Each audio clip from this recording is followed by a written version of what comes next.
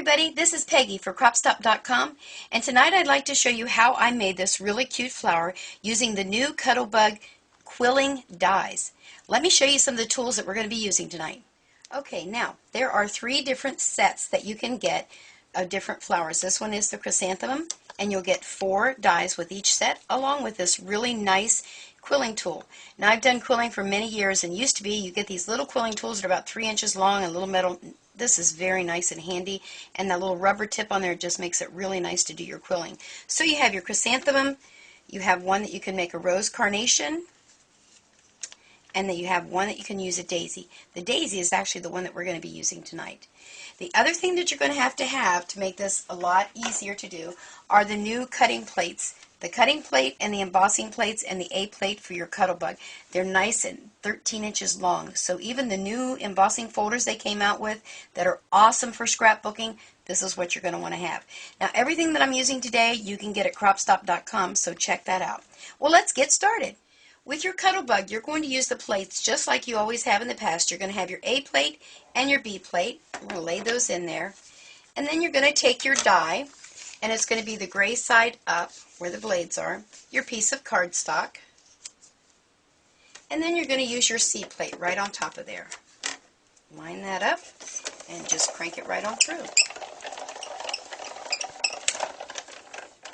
Now you'll have to remember that this plate's a lot longer than you're used to. You'll have to give yourself a little more space to be able to pull it through the back. Okay, then look how nice this cuts. You just give it a little swiggle, whatever you want to call that.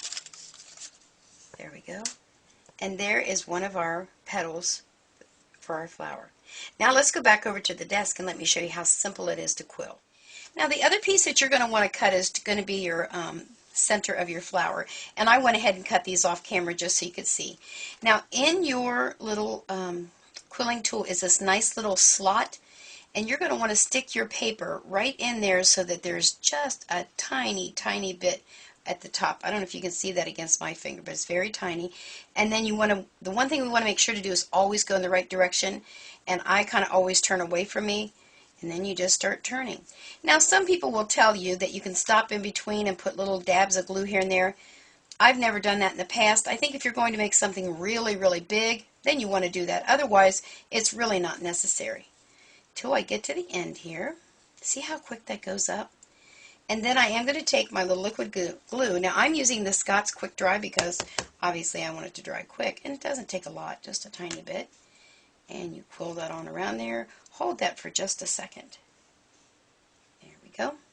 Now, here's the little thing you have to remember. Let me show you on this one. I've gone ahead and done it. Because I want the color part of my flower to be out, and this is only a one-sided printed paper, you have to make sure that you're going to be thinking backwards because I'm going to be pulling my petals down. I don't know if that makes sense. So when I glued it together, I want the print on the inside. Let me just show you. It'll probably make life a lot easier. So now I need to glue my piece of printed paper here so that I continue to quill. I'm going to put a little dab of glue on this piece. And I just think I did that right, yeah. And you hold it on there just like, that's why I like this glue. It really dries quick. It's perfect for quilling. This is my little center petals. And then you just start turning.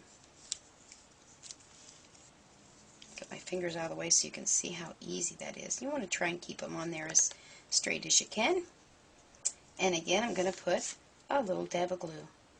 And that's all there is to quilling. Now we're going to go ahead and put that last big strip on there. So again, I'm going to put a little dab of glue. Oh, I put that on the wrong side, I think. Let's see. I got myself confused. I did. That's all right. I'll just stick it on the other side.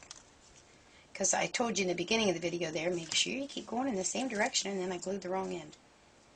So you stick that on there like so. Hold it for just a second. And then we're going to start quilling again. Now the more you add to this, the more strips you add, the larger your flower is going to be. Uh-oh, the center came out. Well, I can do it by hand. That's this big part. And then we're going to put a little dab of glue. That's what you get for trying to talk and do it all at the same time. And I'm going to hold it there for just a second.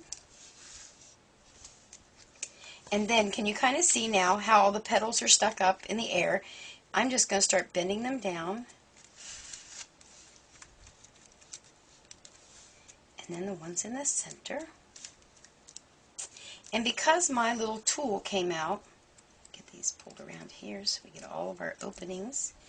I have this little area that looks like a cone in the center, and here's all you have to do.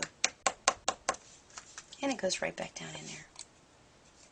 Now, if I was not happy with that, even though I pulled my tool out, because it's so big, the 4 tools, this is how they quilled. You can just go right ahead and start adding a whole nother layer around there. Get a good grip on it here and show you just a couple wraps around. So you can just keep adding and adding and adding. It is so much nicer with a tool, I can guarantee you. There we go. And we would just continue by bringing those out, and it made my flower even bigger. Isn't that nice? And when you first look at that paper, any printed paper will make the most gorgeous flowers. You just have to remember not to put it with the white side so that doesn't turn up. Let me just show you real quick a couple other little cards I put together for you tonight. Here's one where I used my Cuttlebug, and I cut out my Cricut. I keep calling those back and forth. My Cricut, and I cut out a few things. These are the Martha Stewart punches. And then this one over here was just really a quick, this is that chrysanthemum, and just a real quick card. And that's how you quill. Super, super, super simple. So, what I need you to do is to check out cropstop.com and get yourself some of these awesome Cuttlebug quilling dies.